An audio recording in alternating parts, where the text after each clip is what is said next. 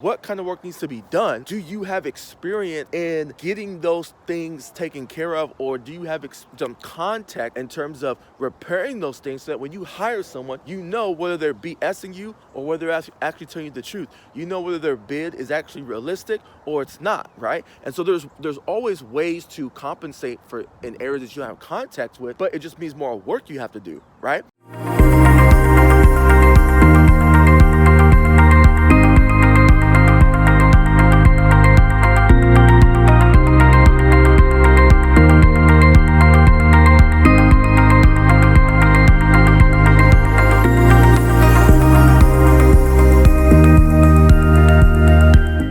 What's going on, guys?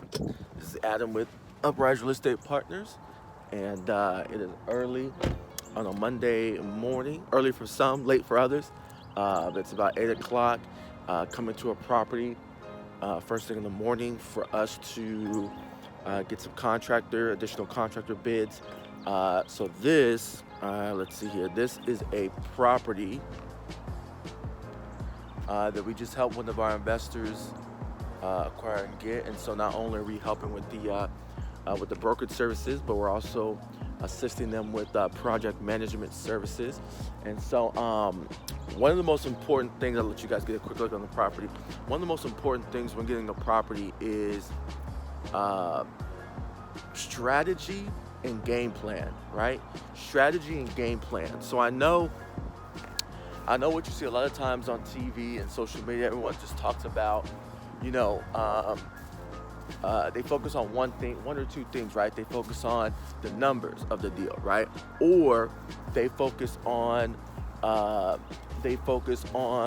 work that needs to be done on the deal. But there's a lot of stuff that they don't say, a lot of stuff they don't focus on, and it's not an or. It's a D, all of the above, right? When you're looking at the property, when you're looking at the deal, yes, you got to focus on the numbers. Yes, you got to focus on the work that needs to be done. But you also need to focus on, is this the right type of renovation, right type of property, right type of investment for you? But you also got to focus on who's going to do the work.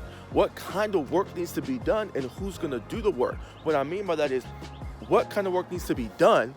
Do you have experience in getting those things taken care of, or do you have some context in terms of repairing those things so that when you hire someone, you know whether they're BSing you or whether they're actually telling you the truth. You know whether their bid is actually realistic or it's not, right? And so there's always ways to compensate for in areas that you don't have contact with, but it just means more work you have to do, right? So for example, if you've never replaced the roof, if you've never done roof repair, you could have a roofer come out and say, yep, roof needs to get repaired. Yep, roof needs to get replaced. But if you had enough context, you would actually know that the roof doesn't need to get replaced, it just needs to get repaired. So how do you compensate for that if you don't have enough context? You don't just get one bid, you get 3 bids, right? You have 3 different roofers look at the property, and then each one you ask questions. Hey, what do you think about just repairing the roof? And then if they all say, well, you know what, for how much it's gonna cost you to repair the roof, you might as well just replace the roof. I go, how much would it cost?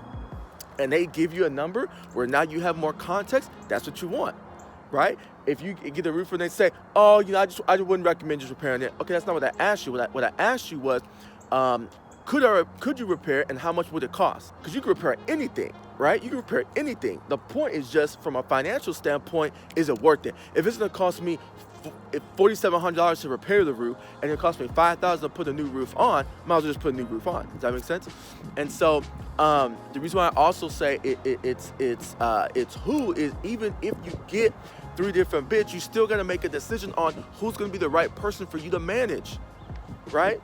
If you get a bid and you automatically just go with the lowest person, regardless of their character, regardless of their track record, regardless of how they interacted with you, right? You can find yourself in a situation where you're chasing this person forever, right? You can find yourself in a situation where they're stealing money from you, right? And now you're like, well, damn, I should have just gone with the person that was $1,000 more, because by the time this guy stole money from me or delayed my project, it would have ended up the same, right? And so, so do not be fooled when you're considering a house, when you're considering flipping a house, buying a property as an investment. It's everything's important, right? And what I mean by everything, the strategy and the game plan. And so that's what's different about us. We don't just focus on helping investors find properties. We don't just focus on helping investors renovate properties. We don't just do that. We help investors figure out their proper strategy and game plans to help them get to their goals, and then we help them identify the right opportunities to help them reach those goals, right? So that's important. So it's so important when you're looking at an investment deal to look at everything. Look at the demographic, right? Look at the demographic. How's the economy affecting the demographics that you're in? If you're looking to flip a luxury home right now in the state of this economy with the coronavirus and everything, you might want to revisit your strategy and game plan, right? And even if you press forward, you might want to have a couple extra strategies just in case, right? So again, the property is important. The numbers are important. The rehab's important. Who's going to do the work's important. The strategy and the game plan of the house. What are we going to do? What are we not going to do, right? This roof's going to be replaced. What are we going to do? What are we not going to do, right? Are we going to paint the outside of this house? Are we going to replace the garage door? Are we going to get the water heater up to cold? Or are we just going to put a new water heater, right? What are we doing to the kitchen, right? Are we keeping cabinets or are we not keeping the cabinets, right? The strategy and game plan are important early, not later, early. The later your game plan, the later your strategy is established, the more difficult you're making things for yourself, because once you have your strategy and game plan, then you're able to execute. Before you have your right strategy and game plan, you're just guessing. You're just moving, right? You're on the treadmill. You're just running in place because you're gonna expend a lot of energy and effort moving, but not getting anywhere without the proper strategy and game plan. Because the proper strategy and game plan help you know where your destination is, put the right strategy and game plan in place to obtain that destination, to obtain that goal, and then start taking steps moving towards that goal, right?